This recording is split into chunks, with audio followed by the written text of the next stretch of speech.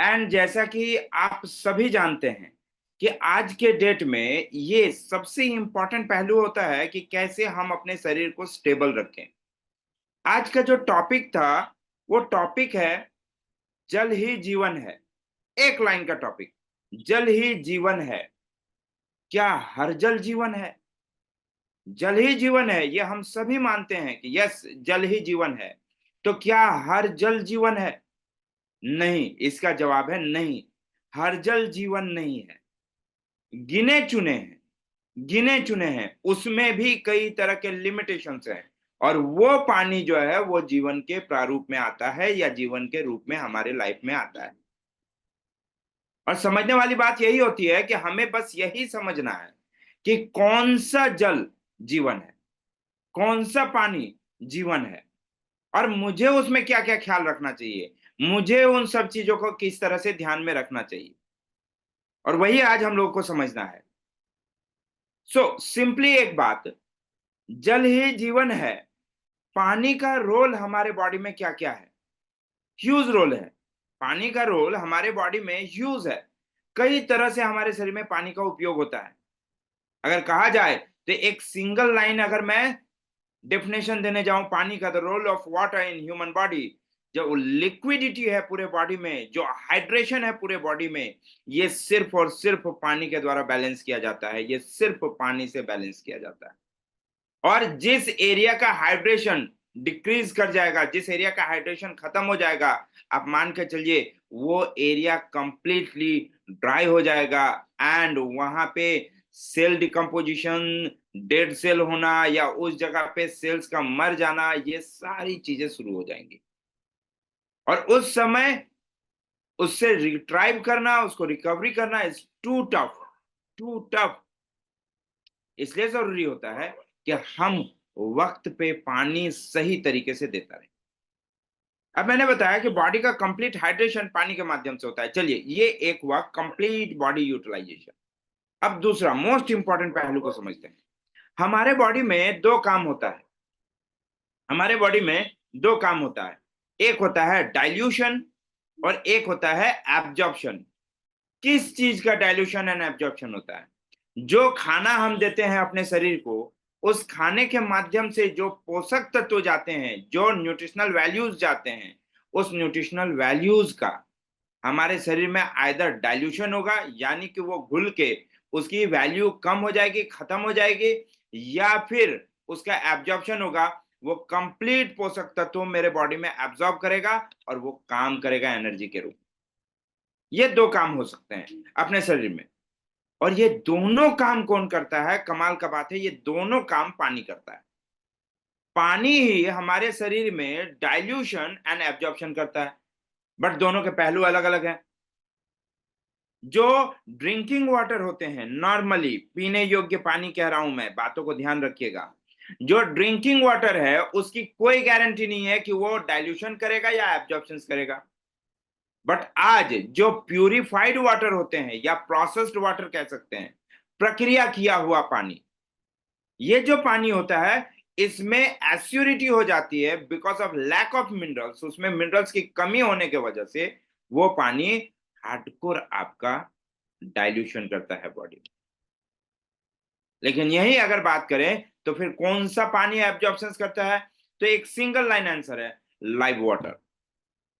Live water, जिंदा पानी हमारे शरीर में एब्जॉर्प्शन कराता है।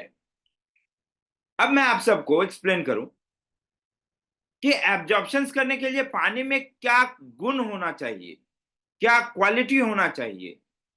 तो सीधा और सिंपल सा लाइन, आपका पानी स्वास्थ्यवर्धक होना चाहिए। आपका पानी स्वास्थ्यवर्धक होना चाहिए। अब यहाँ पे एक छोटा सा सवाल अराइज हो जाता है, यहाँ पे एक छोटा सा क्वेश्चन अराइज हो जाता है, क्या ये स्वास्थ्यवर्धक पानी क्या है? ये हेल्दी ड्रिंकिंग वाटर क्या है? ठीक है, हम समझते हैं एक ड्रिंकिंग वाटर होता है यानी एक पीने योग्य पानी होता है। बट यहां बात क्या हो रही है? स्वास्थ्यवर्धक पीने योग्य पानी, हेल्दी ड्रिंकिंग वाटर का। अब आया ये हेल्दी ड्रिंकिंग वाटर क्या है? तो हेल्दी ड्रिंकिंग वाटर बोलते हैं, according to World Health Organization, विश्व स्वास्थ्य संस्था के अनुसार, हेल्दी ड्रिंकिंग वाटर के यानी कि स्वास्थ्यवर्धक पीने योग्य पानी के 4 पैरामीटर है। अगर ये 4 पैरामीटर प्रॉपरली हमारे शरीर में एप्लीकेबल होता है पानी के माध्यम से, तो ये हेल्दी ड्रिंकिंग वाटर होगा। अदरवाइज ये सिर्फ ड्रिंकिंग वाटर होगा, ये सिर्फ पीने योग्य पानी होगा। अब ये चारों पैरामीटर क्या क्या है जिसका बहुत जरूरी है हमारे शरीर में एप्लीकेबल होना, बहुत ज्यादा जरूरी है। तो इसमें जो है समझिएगा, यहीं पे सारा खेला स्टार्ट हो जाता है। हेल्दी ड्रिंकिंग वाटर के 4 पैरामीटर, जिसमें सबसे पहला पैरामीटर है टीडीएस। टीडीएस क्या बोलते हैं इसका full form? Total dissolve solid, TDS. TDS आपके स्वास्थ्यवर्धक पानी में कितना होना चाहिए? 90 टू 300 ppm, 90 से 300 ppm तक। अगर आपके पीने योग्य पानी का टीडीएस 90 से 300 तक है तो यह स्वास्थ्यवर्धक में आता है। लेकिन यहीं पे एनजीटी अप्रूवल ड्रिंकिंग वाटर का टीडीएस कितना होना चाहिए?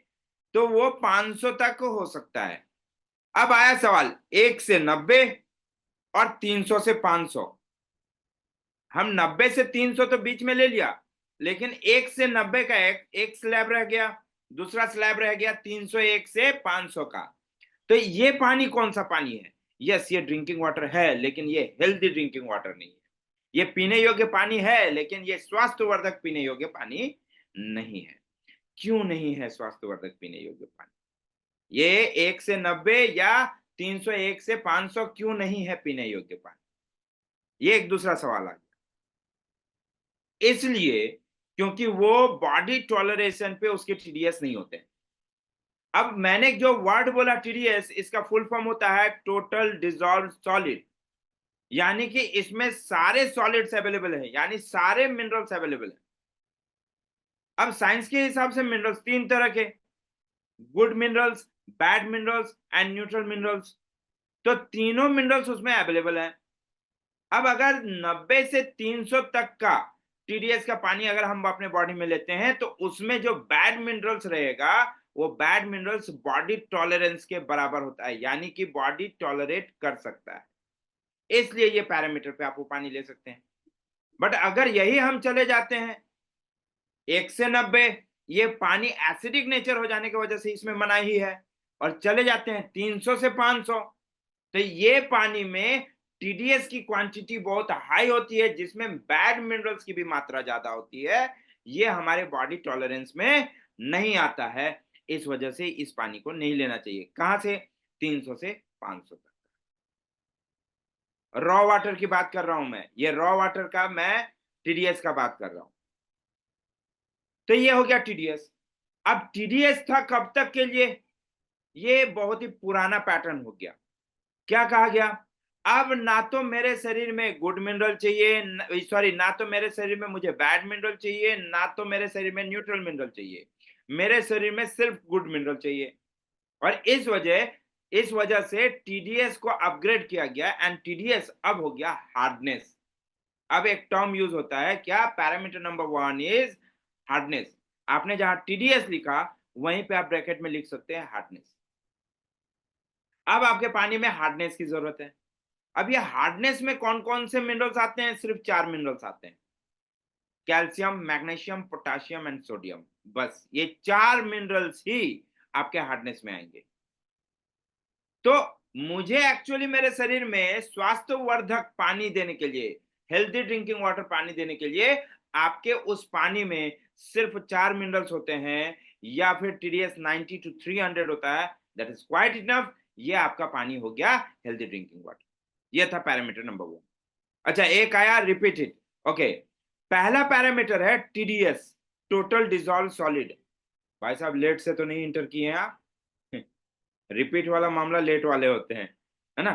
ओके, टोटल डिजॉल्व सॉलिड पहला पैरामीटर होता है टीडीएस, टोटल डिजॉल्व सॉलिड। ये टीडीएस यानी टोटल डिजॉल्व सॉलिड में तीनों मिनरल्स आ गए, गुड भी, बैड भी और न्यूट्रल भी। बट मेरे शरीर में जरूरत कौन सा है? ओनली गुड मिनरल्स का। बट मेरे शरीर में तो टीडीएस के रूप में जा रहा है पानी, तो इसमें तीनों मिनरल्स जा रहे हैं। लेकिन जो वर्ल्ड हेल्थ ऑर्गेनाइजेशन पैरामीटर दिया है 90 से 300 TDS का पानी हमें लेना चाहिए। ये पैरामीटर में जो बैड मिनरल्स आते हैं गुड मिनरल के साथ, जो बैड मिनरल्स आते हैं, ये बैड मिनरल्स बॉडी टॉलरेंस के अकॉर्डिंग होता है, यानी बॉडी उस TDS को बर्दाश्त कर सकता है, इसलिए नॉन हार्मफुल होता है, ये हार्मफुल नहीं होता है ये। इसलिए इसका पैरामीटर एक लिमिटेड दे दिया कि भाई 90 से 300 तक। अब आया 1 से 90, तो 1 से 90 तक ये एसिडिक नेचर का वाटर होता है, तो एसिडिक नेचर का पानी ऐसे नहीं पीना चाहिए, ये एक साइड हो गया। अब बचा 300 से 500 TDS, तो 300 से 500 तक का TDS जो होता है ये ड्रिंकिंग वाटर में आता है, लेकिन इसमें बैड मिनरल्स ज्यादा रहते हैं जो बॉडी टॉलरेंस पे नहीं होता है, यानी बॉडी इसको बर्दाश्त नहीं कर सकता। तो अलग अलग बॉडी में डिसबैलेंसेस देखने को मिलेगा, जैसे बॉडी डिहाइड्रेशन देखने को मिलेगा, लूज मोशन ज्यादा होंगे, कई कई जगह से बॉडी में जलन आने लगेगी, बॉडी हीट करेगा, यूरिन मल्टीपल टाइम्स होगा, कहीं कहीं बॉडी में तनाव खिंचाव टाइप आने लगेगा, नसों की समस्या देखने को मिलने लगेगी। तो ये सब चेंजेस आने लगते हैं बैड मिनरल्स इंटर करने की वजह से, तो इन चीजों से आप बच सकते हैं। तो अब हुआ क्या कि ठीक है, TDS में गुड बैड एंड न्यूट्रल तीनों मिनरल्स आते हैं, अब ये चाहे 90 से 300 का भी क्यों ना ले लो, लेकिन इसको अपग्रेड कर दिया गया एंड क्या कहा गया कि अब बैड मिनरल की बिल्कुल भी जरूरत नहीं है हमारे शरीर में। रीजन, क्योंकि आज हमें लाइव वाटर नहीं मिलता, जिसमें गुड मिनरल की कमी बहुत ज्यादा होती है और बैड मिनरल ज्यादा हो जाते हैं, जो भी हम पानी आज के डेट में पीते हैं। तो अब उसको अपग्रेड किया गया एंड TDS को बना दिया गया हार्डनेस। कहा गया आपके पानी में हार्डनेस की जरूरत है। अब ये हार्डनेस में कौन कौन से मिनरल आते हैं? हार्डनेस में सिर्फ 4 मिनरल आते हैं, calcium, magnesium, potassium and sodium. बस ये 4 मिनरल अगर आपके ऐड हो गए, दैट इज क्वाइट इनफ। अब इसके अलावा कोई अलग से मिनरल की जरूरत नहीं होती है, बट वो एक्सपेंसिव होते हैं, वो आपको परचेज करके पीना पड़ता है, वो काफी महंगा होता है, इसलिए ये ज्यादा सेफ है 90 to 300 TDS, जो आपके बॉडी टॉलरेशन पे है और आपको अच्छा भी लगेगा। क्लियर है पॉइंट नंबर 1? अब हम लोग पढ़ते हैं पॉइंट नंबर 2 की तरफ। पॉइंट नंबर 2 यानी कि सेकेंड पैरामीटर है, that is pH, potential of hydrogen. बहुत ही इंपॉर्टेंट पैरामीटर है पोटेंशियल ऑफ हाइड्रोजन। देखिए इसकी कहानी ऐसे समझिए, हमारे शरीर में, हमारे शरीर का जो पीएच है ये दोनों लाई करता है, ठीक है। पीएच एक चार्ट होता है, पीएच चार्ट में 3 नेचर देखने को मिलते हैं। पहला हो गया एसिडिक नेचर, दूसरा हो गया न्यूट्रल नेचर और तीसरा हो गया अल्कलाइन नेचर। 3 तरह के नेचर आपको देखने को मिलते हैं पीएच चार्ट में। अब 7 पीएच जो होता है, ये मेजरमेंट, ये माप जो है वो न्यूट्रल का होता है, न्यूट्रल नेचर का। अब 7 पीएच से नीचे अगर चला जाए तो ये हो गया आपको एसिडिक नेचर का, और अगर 7 पीएच से ज्यादा हो जाए, हाई की तरफ जाए, तो ये हो गया अल्कलाइन नेचर का, ठीक है। अब हमारे शरीर में एक्चुअली तीनों एप्लीकेबल होता है, बट न्यूट्रल नॉन मेजरमेंट होता है, नॉन मेजरिंग इफेक्ट पे आता है, एंड एसिडिक और अल्कलाइन मेजरिंग इफेक्ट में आ जाता है। तो मेरे बॉडी में एसिडिक नेचर कौन सा हिस्सा है? 2 जगह है हम लोगों के शरीर में, 2 जगह है जहां पे एसिडिक नेचर देखने को मिलेगा आपको। पहला जगह हो गया स्किन का आउटर लेयर, जिसकी मैक्सिमम पीएच होगी 6.8, इससे ज्यादा नहीं जा सकता ये।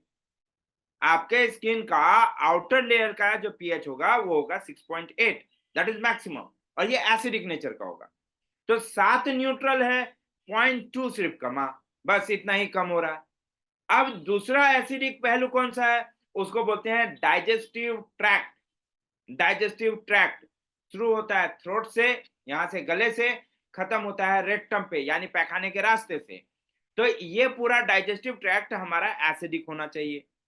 तो शरीर का सिर्फ 2 हिस्सा को छोड़ के, यानी कि ये digestive tract and number 2 is outer skin, ये 2 हिस्सा को छोड़ के complete body alkaline, complete body alkaline. अब होता है कि हम लोग 6 और 7 क्लास में पढ़ते आते थे, क्या हमें कैसा पानी पीना चाहिए? तो हमें न्यूट्रल वाटर पीना चाहिए, हमें 7 पीएच का पानी पीना चाहिए। क्यों? क्योंकि बॉडी की अल्कलानिटी को मेंटेन करने के लिए हमें न्यूट्रल वाटर देना पड़ता था। बट आज के रनिंग लाइफस्टाइल में हम कई एक तरह के विष, जहर हम पीने लगे हैं। जो एसिडिक नेचर का होता है। जैसे अगर मैं बात करूं सॉफ्ट ड्रिंक, हार्ड ड्रिंक्स, ये हम पीने लगे। आज हम जो प्रोसेस्ड वाटर पीते हैं, ये मैक्सिमम प्रोसेस वाटर जो है ये एसिडिक नेचर का होता है। और ये पानी जो हमारे शरीर में जाता है, ये जल जो हमारे शरीर में जाता है, ये कंटिन्यूअसली हमारे शरीर को एसिडिक टेंडेंसी में कन्वर्ट करता जा रहा है। सिर्फ इतना ही नहीं, एक सिंपल सी बात समझने वाली है, वो ये कि जीवन और मृत्यु ये सिर्फ 0.5 पीएच पे लाई करता है। हमारे बॉडी का जो पीएच है ये 7.3 टू 7.5 है, और 6.8 पीएच वो डेडलाइन है कि अगर आपका ब्लड स्ट्रीम, आपका ब्लड का पीएच अगर 6.8 से एक जरा सा भी, एक सूता भी घट गया, तो दुनिया का कोई डॉक्टर नहीं बचा सकता, दुनिया का कोई डॉक्टर नहीं बचा सकता। तो यही तो खेल है ना, कि जीवन और मृत्यु यानी 6.8 से लेकर 7.3 की जर्नी कितनी है? 0.5 पीएच, ओनली 0.5 पीएच। तो जीवन और मृत्यु सिर्फ 0.5 पीएच पे होता है, और हम कितने हल्के में लेते हैं अपने शरीर को, कि 3 पीएच का सॉफ्ट ड्रिंक्स दिए जा रहे हैं, 2 पीएच का हार्ड ड्रिंक्स दिए जा रहे हैं। ये जो हम 20, 22, 25, 30, 9, 10 ये टीडीएस का पानी हम अपने शरीर में दिए जा रहे हैं, जो कि कहीं ना कहीं एसिडिक नेचर का है। तो हम तो शरीर को फॉर ग्रांट ले रहे हैं ना। अब अल्कलाइन वाटर क्यों चाहिए भाई? वो इसलिए क्योंकि आज हमने अपने शरीर को बहुत ज्यादा एसिडिक कर दिया। तो शरीर की अल्कलाइनिटी को मेंटेन करने के लिए अब हमें अल्कलाइन वाटर लेने की जरूरत है। क्लियर है? अब हमें जरूरत है अल्कलाइन वाटर की। क्यों? क्योंकि अल्कलाइन इन्वायरमेंट में हमारा सेल प्रोलिफरेशन और सेल डेवलपमेंट बहुत अच्छे से होता है, बहुत जबरदस्त होता है, और बहुत ही हेल्दी डेवलपमेंट होता है।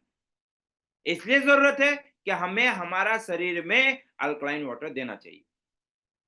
1931 में डॉक्टर ऑटो वार्बक, 1931 में इनको नोबेल प्राइज मिला था इनके फिजिकल और केमिकल रिएक्शंस और केमिकल रिसर्चेस के वजह से, जहां पे उन्होंने एक स्टेटमेंट दिया था, no disease including cancer can exist on an alkaline environment.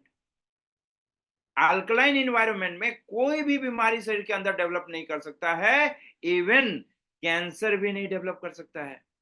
और इसलिए जरूरत है कि हम अपने बॉडी में अल्कलाइन वाटर दें।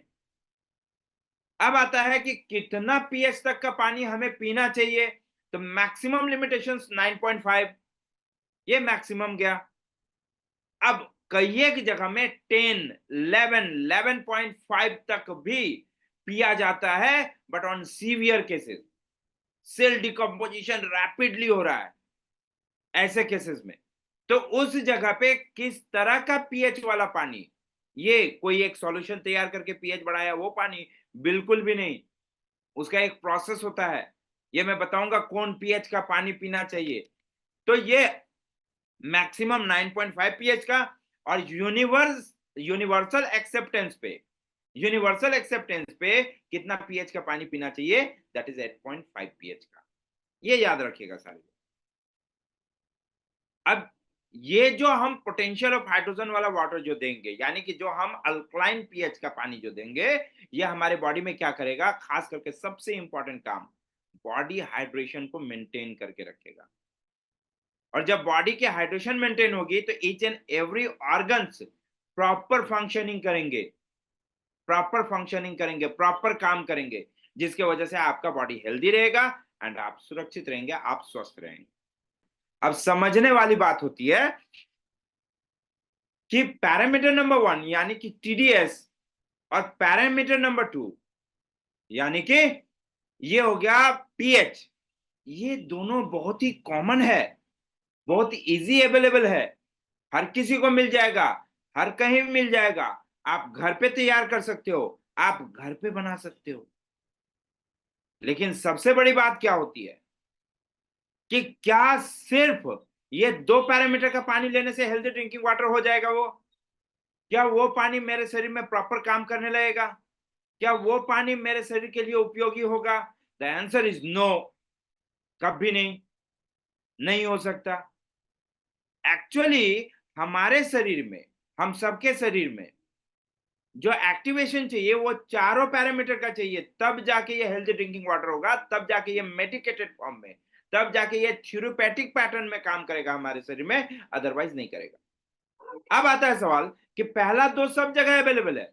आपके घर में जो भी आता है पानी का एक मशीन लगाने के लिए, आपने उसको कहा भाई मेरे को अल्कलाइन पानी दे देना और टीडीएस कंट्रोल करके दे दो, वो करके चला जाएगा, नो इश्यू। तो फिर यूनिकनेस कहाँ है? यूनिकनेस है parameter number 3 and parameter number 4 में।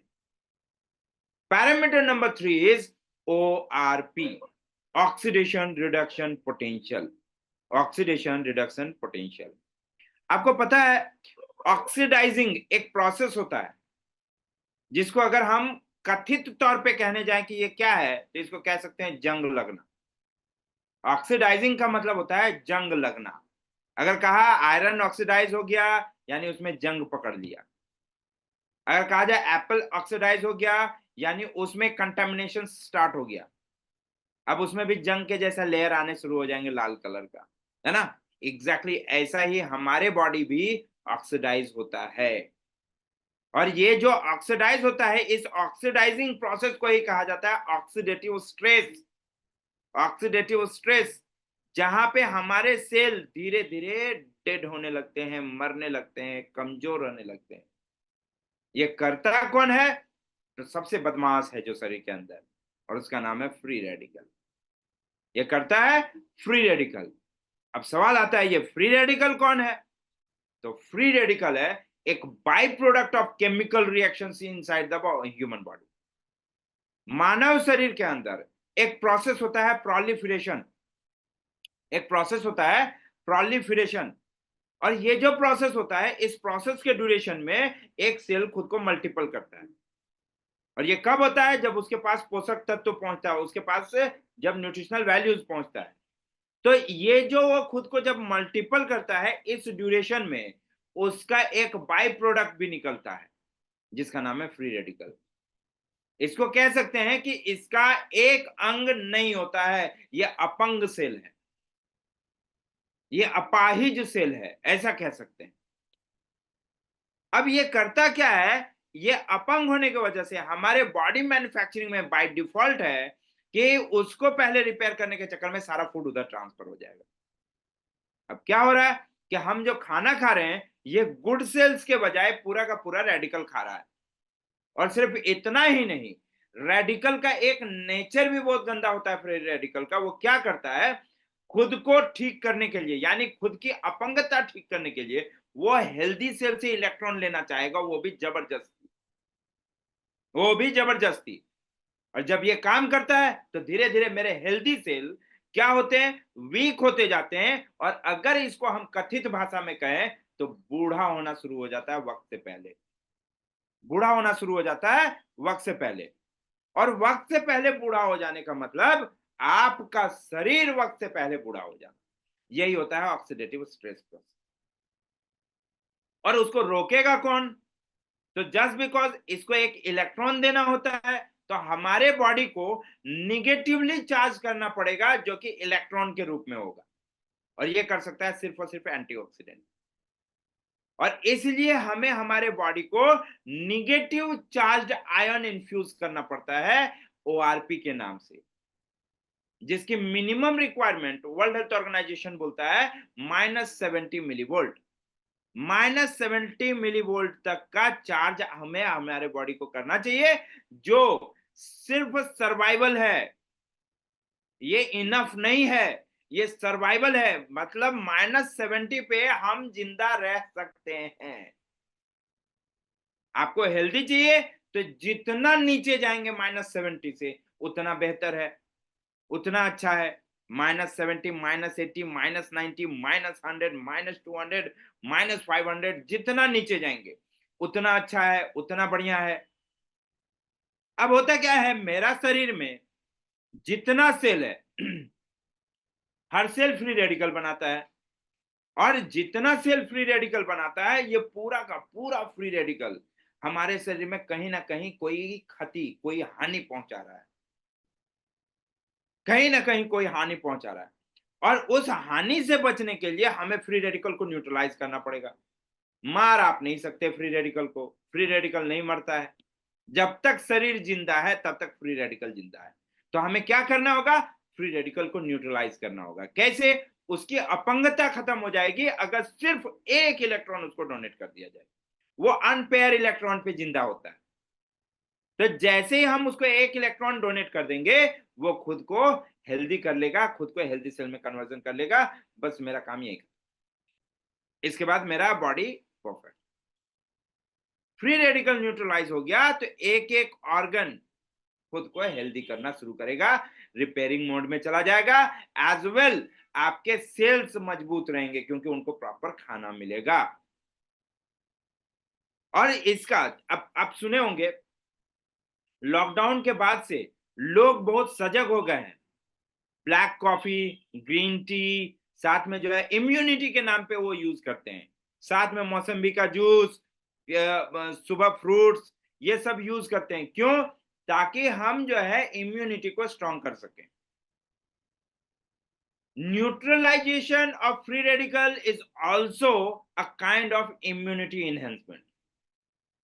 शरीर में फ्री रेडिकल का न्यूट्रलाइज होना एक तरह का इम्यूनिटी इनहेंसमेंट का काम करता है। और इस जगह पे हमें हमारे बॉडी में निगेटिवली चार्ज आयन इन्फ्यूज करना पड़ेगा एज ए ओआरपी। तो इसमें मिनिमम रिक्वायरमेंट -70 है। आपको कहां तक जाना है वो आप देख लो, मैं बाद में बताऊंगा कहां तक हम लोग जाएंगे। तो जैसे ही निगेटिव ओआरपी हम अपने बॉडी में इन्फ्यूज करते हैं, ये क्या करेगा? हर एक फ्री रेडिकल को इलेक्ट्रॉन डोनेट करना शुरू करेगा, जिसकी वजह से वो फ्री रेडिकल हेल्दी सेल में कन्वर्ट हो जाएगा एंड जहां उसकी जरूरत है वहां पे वो यूज हो जाएगा। बस बात खत्म। इतना ही है ओआरपी। क्लियर हुआ ओआरपी? ओआरपी क्लियर हुआ? ओआरपी पूरा है खेला किस पे? ऑक्सीडेटिव स्ट्रेस पे। ऑक्सीडेटिव स्ट्रेस का मतलब क्या हुआ? फ्री रेडिकल का हमारे शरीर में एक्टिवेट रहना।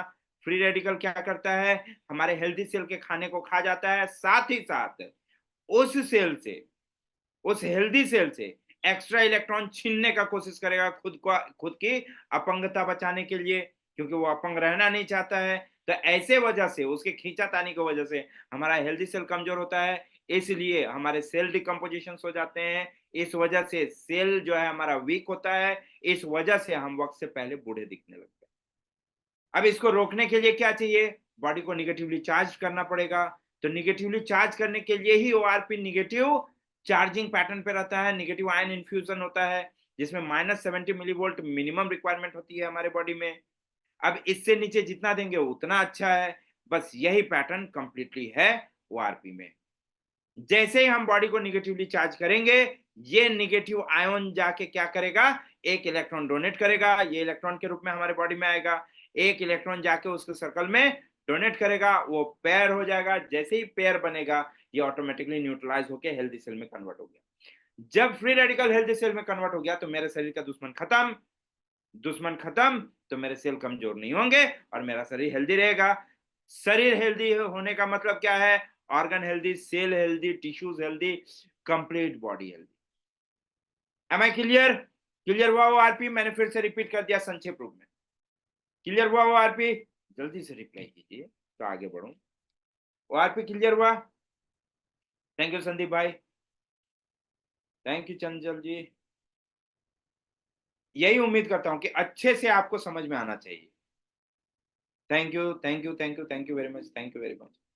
पूरे कंसेप्ट को मैं समराइज कर दूंगा और इतना समराइज कर दूंगा कि आपको पूरा पानी समझ में आएगा।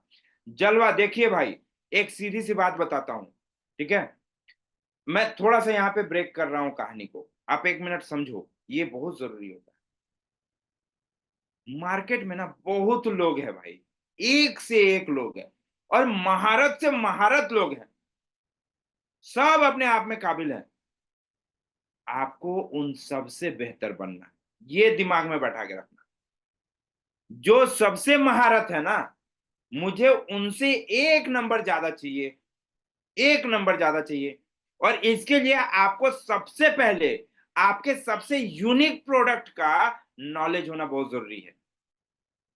अब होता क्या है, कहीं पे जो है एक दुकान में चाबियां बिक रही हैं, तो वो दुकान में आपका क्या काम अगर ताला ही नहीं है आपके पास? तो सवाल तो ये भी आता है ना, पहले ताला होना चाहिए, तब तो मैं चाबियों की दुकान पे जाऊं कि भाई मेरे ताले का भी एक चाबी दे दो, है ना?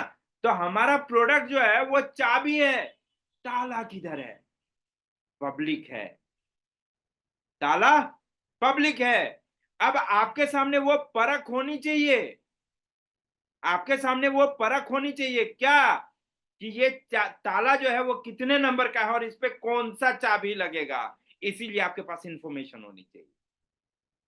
और अगर ये इंफॉर्मेशन आपके पास है, आप ताला देखते ही कहोगे इनके यही चाबी लगेगी, लगाओ चाबी। और कई एक जगह पे मास्टर वर्क काम आते हैं, है ना? कहा जाता है ना स्मार्ट वर्क कीजिए, तो कई एक जगह पे स्मार्ट वर्क काम आते हैं। क्या? बोला अरे तेल लेने गया, इतना प्रजाति कौन समझने जाएगा कि कितना प्रजाति का ताला है भाई, सर का दर्द हो जाएगा, है ना? उससे बढ़िया मैं एक काम करूं, तो क्या काम करना है भाई? मास्टर की बना लेता हूं। सब ताले में लगेगा। और वही मास्टर की है भाई आपका product, insta H two ion ioniser, वही मास्टर की है। मैं जब समराइज करूंगा ना, मजा आ जाएगा आपको कि क्या चीज दिया हूं आज आपको। एकदम 1 मिनट में समझ में आ जाएगा कि सारी चीजें एक जगह आ गई। किसी भी प्रजाति का ताला हो, चाबी एक ही होगी, आप मास्टर की ले लो, कहानी खत्म, है ना? यही समझना है एक्चुअली, है ना? तो चलिए आगे बढ़ते हैं। Parameter number 4, that is molecular hydrogen. Molecular hydrogen ये हेल्थी ड्रिंकिंग वाटर का चौथा पैरामीटर है। मॉलिक्यूलर हाइड्रोजन में 3 पॉइंट आपको याद रखना है, जो सबसे इंपॉर्टेंट है। मॉलिक्यूलर हाइड्रोजन है क्या चीज? This is a kind of antioxidant, this is a antioxidant. Kind of antioxidant, antioxidant दोनों आपको टर्म रखना है। ये एंटीऑक्सीडेंट है और एक तरह का एंटीऑक्सीडेंट है। क्लियर है? अब 3 पॉइंट क्या याद रखना है? Number 1, this is smallest antioxidant in the universe. पूरे ब्रह्मांड का सबसे छोटा एंटीऑक्सीडेंट है ये। मैं एक एक करके बताता जा रहा हूं, आपको लिखना है, आपको समझना है, आपको दिमाग में रखना है। ठीक है? ये पूरे ब्रह्मांड का सबसे छोटा एंटीऑक्सीडेंट है। छोटा एंटीऑक्सीडेंट की क्यों जरूरत है? समझिए, एक छोटी सी स्टोरी बता रहा हूं। आपके घर में चींटियां आ रही हैं, चारों तरफ से कहीं से चींटियां आ रही है, पूरे घर में चींटी हो गया। अब आपका दिमाग खराब हुआ, आपने झाड़ू लगाया, चींटी हटा दिया, चींटी आने बंद हो जाएंगे? चींटी आने बंद हो जाएंगे? क्या लग रहा है आपको, चींटी आने बंद हो जाएंगे? नहीं, चींटी आने बंद नहीं होंगे, क्योंकि आपने जिस जगह अप्लीकेबल है वहां पे आपने क्लीन किया। जो सोर्स है जहां से चींटी आ रहा है वहां पे आपने कुछ नहीं किया, आता रहेगा। एग्जैक्टली exactly मेरे बॉडी में भी सेम कहानी है। फ्री रेडिकल को न्यूट्रलाइज करने के लिए मैं नॉर्मल एंटीऑक्सीडेंट दे रहा हूं, ये एंटीऑक्सीडेंट इलेक्ट्रॉन डोनेट कर रहा है, इलेक्ट्रॉन डोनेट करने के बाद वो उसको न्यूट्रलाइज कर रहा है। मजे की बात है, वो न्यूट्रलाइज हो रहा है, लेकिन अभी भी फिर भी फ्री रेडिकल क्यों हो रहे हैं, तो भी बीमारी क्यों आ रहे हैं? क्योंकि जहां से फ्री रेडिकल बनता है वहां पे मैंने कुछ नहीं किया। मैंने घर को साफ कर दिया फिनाइल से, लेकिन कहीं डैम रह गया, वही डैम फिर गंदा कर रहा है। तो यही चीज तो समझना होता है ना। अब एक्चुअली कहां से बनता है ये फ्री रेडिकल, आता कहां से है? प्रोलिफरेशन जहां होगा, मैंने अभी थोड़ा देर पहले ये टर्म यूज किया था, प्रोलिफरेशन, वो जहां होगा वहां से आएगा। अब ये होता है कहां पे? सीधे जाके आपके माइटोकॉन्ड्रिया पे। पावर हाउस एंड किचन, ये दोनों कहा जाता है एक्चुअली हमारे बॉडी का या सेल का। सेल का खाना भी उधर ही बनता है और सेल का पावर जनरेशन भी वहीं से होता है, और माइटोकॉन्ड्रिया में ही ये बनता है। माइटोकॉन्ड्रिया का साइज क्या होता है? 1/6 ऑफ एनी सेल, किसी भी कोशिका का छठवां हिस्सा होता है वो। अब आपको ये चीज समझना है कि नॉर्मल एक सेल तो आंख से दिखाई नहीं देता है, उसका छठवां हिस्सा कैसे देखूं? तो वहां तक एंटीऑक्सीडेंट कैसे पहुंचाऊं? तो वहां पे चाहिए स्मॉलेस्ट एंटीऑक्सीडेंट, सबसे छोटा एंटीऑक्सीडेंट। अब ये जो मॉलिक्यूलर हाइड्रोजन है ये क्या करता है, ये सीधे एक एक सेल के माइटोकॉन्ड्रिया के पास जाके बैठ जाएगा और क्या बोलेगा, जैसे फ्री रेडिकल निकलेगा वो दूसरे को नॉक करेगा, ये भाई तेरे पास इलेक्ट्रॉन है दे मेरे को, खुद की अपंगता दूर करने के लिए वहां पे जाके मॉलिक्यूलर हाइड्रोजन सामने आएगा। उसका मतलब वो स्वस्थ है उसको छोड़, मैं तुझे डोनेट करता हूं एक इलेक्ट्रॉन। बस निकलते के साथ साथ, निकलते के साथ साथ वो न्यूट्रलाइज हो गया, तो आपके बॉडी में वो पहुंचा ही नहीं है, तो सेल को डिकम्पोज करेगा कहां। इसलिए स्मॉलेस्ट एंटीऑक्सीडेंट की हमारे शरीर में जरूरत है, क्योंकि वो सोर्स पे जाके काम करता है और सोर्स एरिया इतना छोटा होता है, इतना माइक्रो होता है कि वहां तक पहुंचने के लिए आपको माइक्रो एंटीऑक्सीडेंट की जरूरत होती है, and that is molecular. Clear हुआ? पॉइंट नंबर 1, यानी एक uniqueness point of molecular hydrogen क्या, this is the smallest antioxidant in the universe. Clear हुआ point number 1? Thank you very much Sandeep भाई, thank you very much. Clear हुआ point number 1? अब इसका uniqueness number 2, uniqueness number 2 है that is called, this is यानी molecular hydrogen is the smartest antioxidant in the universe. एक तो हो गया smallest, smallest antioxidant in the universe, ये हो गया पहला uniqueness. Uniqueness number 2, this is smartest antioxidant in the universe. अब स्मार्टेस्ट का मतलब क्या है? हमारे शरीर में दो तरह के रेडिकल होते हैं, एक हो गया गुड रेडिकल, एक हो गया बैड रेडिकल। गुड रेडिकल का काम क्या है, हमारे शरीर का सिपाही के जैसा काम करता है, जो हमारे शरीर को लिविंग ऑर्गेनिज्म के माध्यम से, यानी कि जिंदा ऑर्गेनिज्म के माध्यम से जो हमारे शरीर में इंफेक्शन आता है उससे बचाने में ये गुड रेडिकल काम करते हैं। जैसे अभी मौसम ठंडे का आने वाला है, अब ये जो ठंडे का मौसम आएगा उस समय बैक्टीरियल इन्फेक्शंस होते हैं, फंगल इन्फेक्शंस होते हैं, और वो चीज हमारे शरीर में जो है कंजेशंस देता है, अलग अलग डिसबैलेंसेस देता है।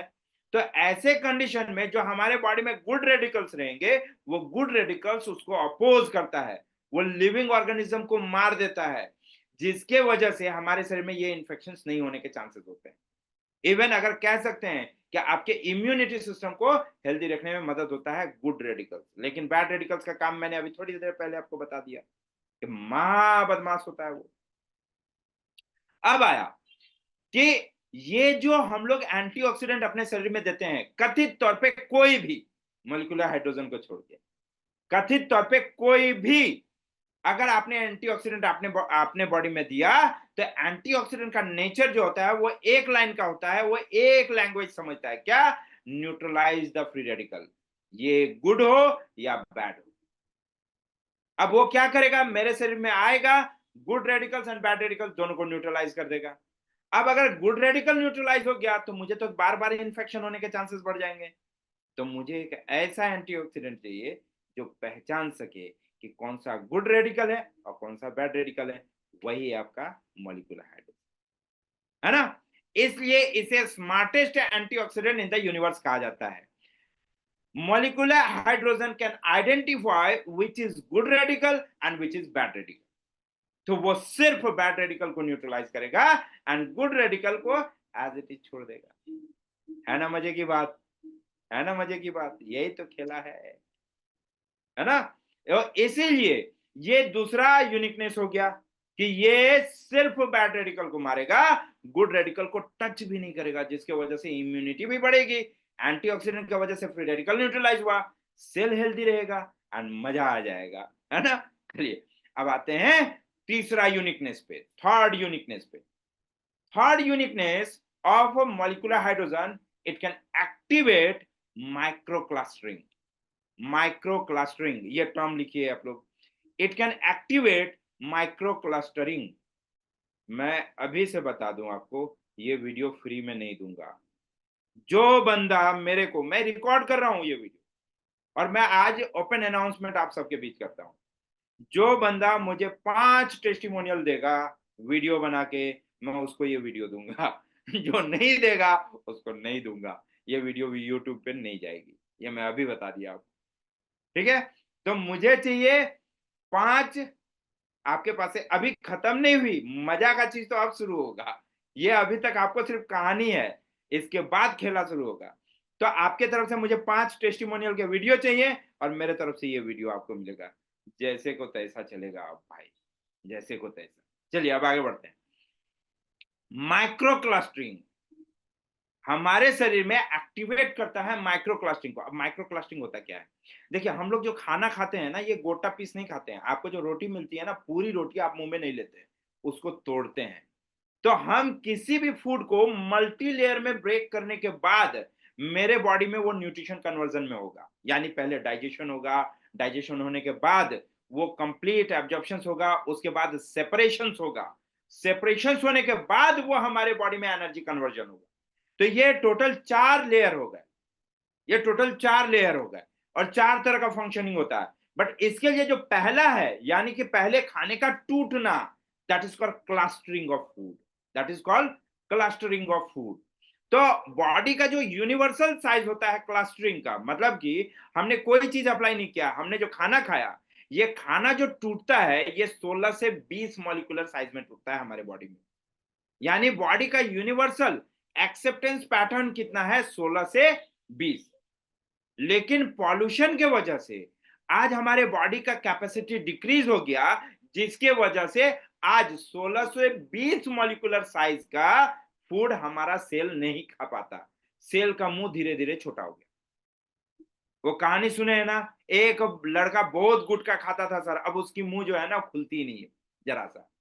तो पॉल्यूशन की वजह से हमारा सेल इतना डैमेज हो रहा है कि हमारे सेल का मुंह खुलता ही नहीं है। तो 16 से 20 मॉलिक्यूलर का खाना हर सेल नहीं खा पाता है। आपको याद होगा, अगर मैं आज से 15-20 साल पहले की बात करूं, तो कोई बंदा खाना खाता था तो उसके प्लेट में खाने की साइज दिखती थी इतना। लेकिन आज कहां आ गया?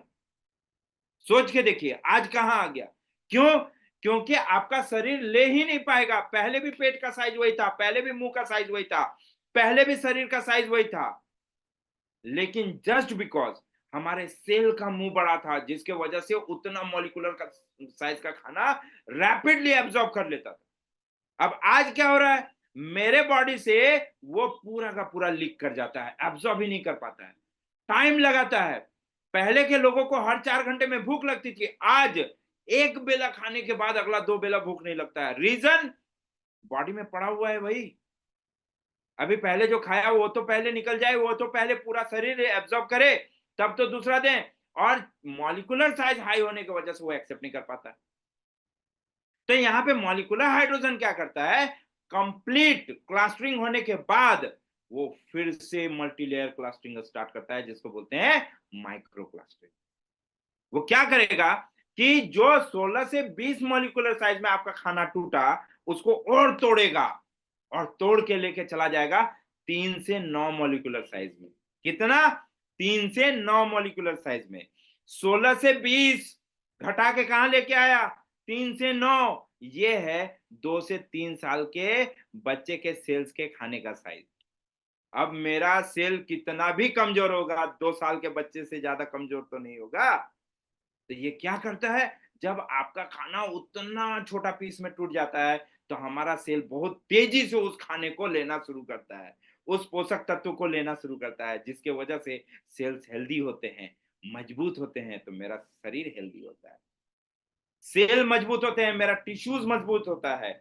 सेल मजबूत होते हैं तो मेरा ऑर्गन मजबूत होता है, और ऑर्गन मजबूत हो गया तो कंप्लीट बॉडी मजबूत हो गया, कंप्लीट बॉडी हेल्दी हो गया। समझा पाया मैं आपको?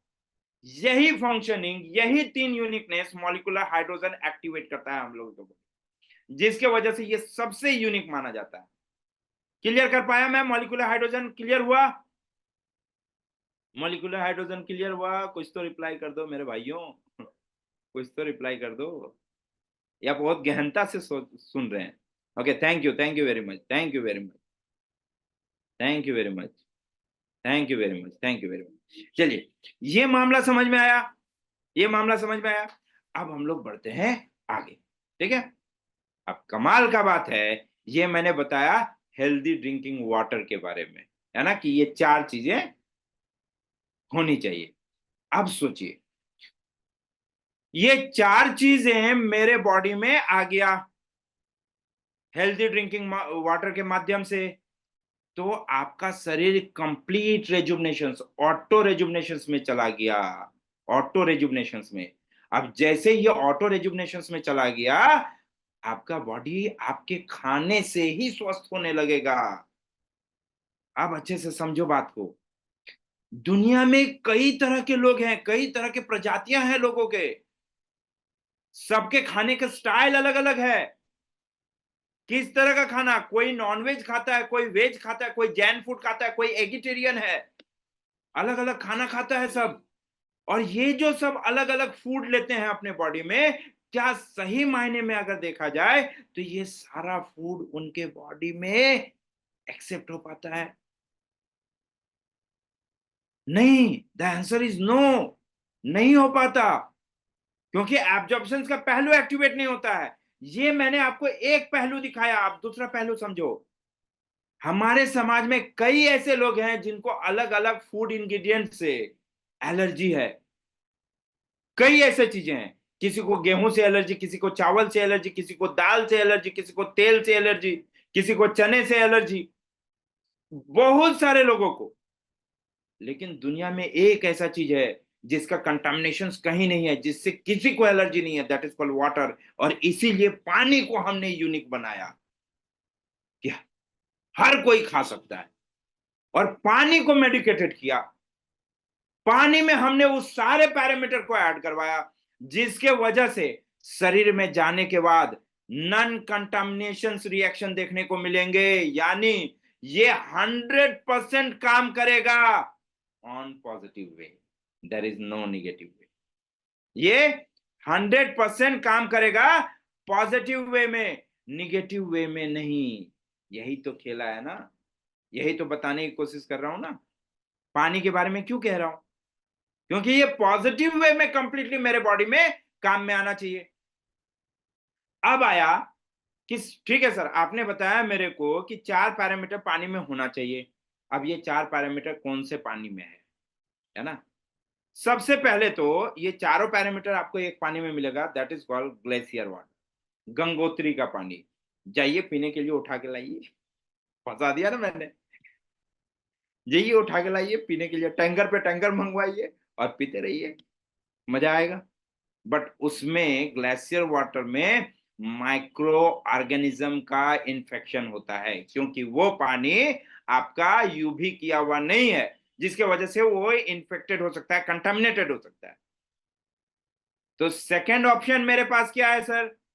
तो अब सेकंड ऑप्शन इसको नहीं कह सकते, अब कह सकते हैं ओनली ऑप्शन क्या है मेरे पास?